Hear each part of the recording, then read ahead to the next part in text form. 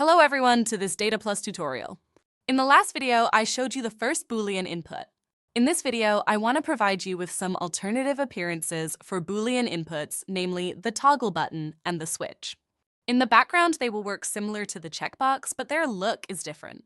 First, I want to show you the switch, and then we will learn more about the toggle button.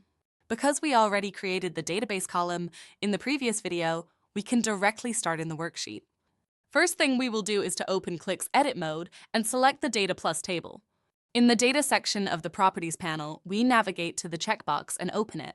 We simply need to change the column type from checkbox to switch, and then the appearance will immediately change to a switch icon. If this aesthetic is not pleasant, we could change it to another alternative, and this one provides a multitude of icons and colors to customize the desired look. The toggle button. The toggle button can specify a color and a pictogram for the false and the true state individually. Let's try it with a simple to understand binary thumbs up, thumbs down classification.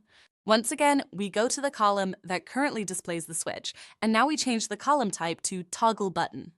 The default icon is a simple on/off button. For our desired outcome, we need to change the button type to icon. Afterwards, we set the button color to custom and chose a bright red for the false state. For the true state, we assign the opposite. A thumbs up has an icon and a green button color. Please note that the icon can change dynamically if the expression editor is being used. This makes it the most versatile Boolean input with which you can realize even the most ambitious design desires. Thank you for watching. If you don't want to miss any updates regarding the Dataplus suite, please subscribe to our channel.